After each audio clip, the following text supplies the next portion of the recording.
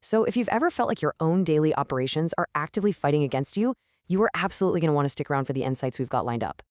So let's set the scene with part one, the morning it fell apart, a real crisis in Garki Market.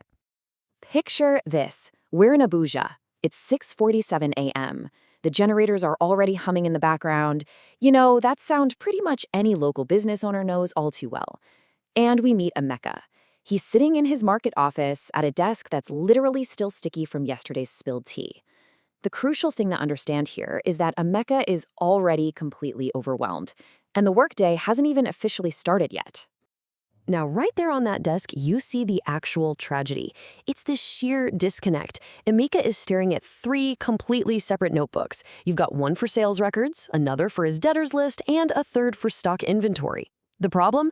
They are telling three entirely different stories about his very own business. Nothing matches. Seriously, imagine trying to steer a giant ship, but your compass, your map, and your radar are all giving you totally different coordinates.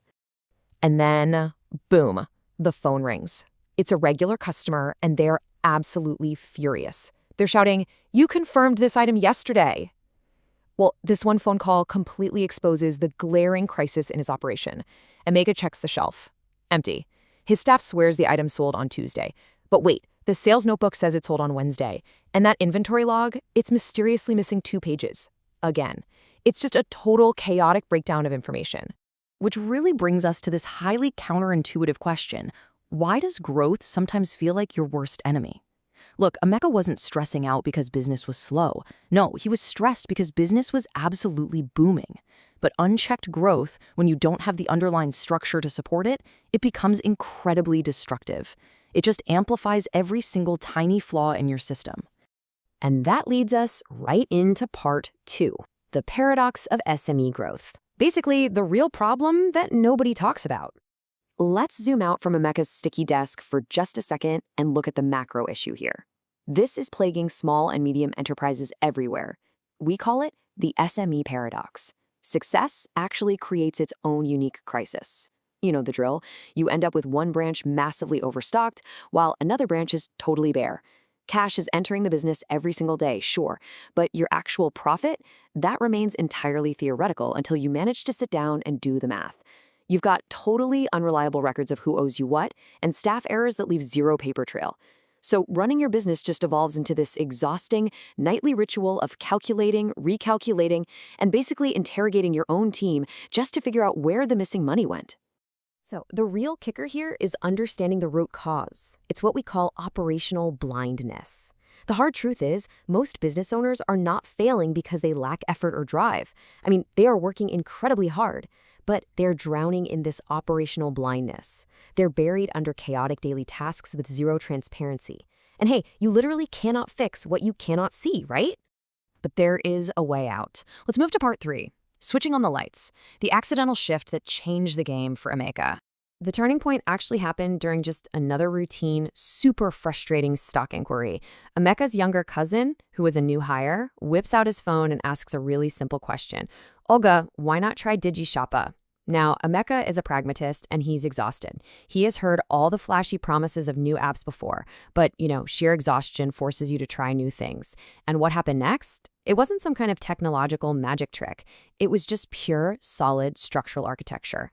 Check this out, because it brilliantly illustrates the massive transformation.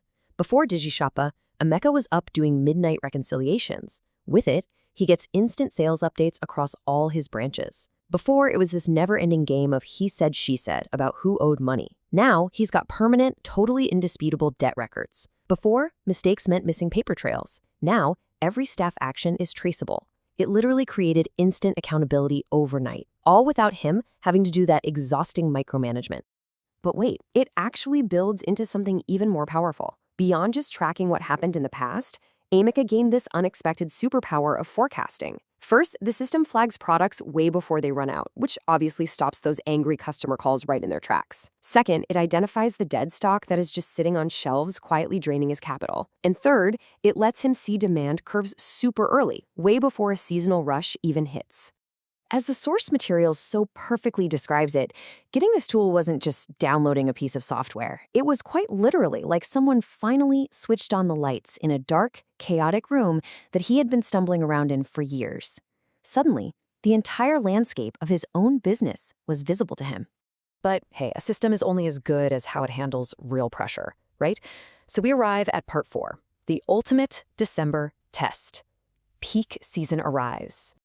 Look, every single Nigerian retailer knows that the December peak season is the ultimate crucible for survival. It's make or break. The December reality for the shops next door, it was the usual chaos. Customers waiting, workers shouting across the store, missing receipts, arguments escalating. But step into Emeka's operation, wow. Stock transfers between branches are arranged in literal minutes. Debtor disputes resolved instantly, with records pulled up in seconds. While everyone else on the block was drowning in the pressure, Emeka's environment was completely, surprisingly calm. In fact, the transformation was so profound that even his fiercest rivals couldn't help but notice. One competitor actually walked over and asked, "Oga Emeka, what changed? Your people are calmer, customers stay longer, even your delivery is faster." I mean, when your operational efficiency becomes so obvious that your competitors are literally asking you for your secret sauce, you know for sure you've broken through that ceiling. And you know what? Emeka finally smiled when he heard that. But he didn't smile out of pride. He smiled from the immense, heavy relief of finally having total control of his business. And he got there through Digishoppa, just one unified platform bringing absolute order to all that chaos. Which leaves us with one vital question to consider about your own operations as we wrap up this explainer. What is your invisible ceiling? Really think about it. If you suddenly doubled your sales tomorrow, would your current systems support that massive growth? Or would they just completely shatter under the pressure? It is time to stop working in the dark. It's time to switch on the lights. Thanks so much for hanging out with us, and we'll see you in the next explainer.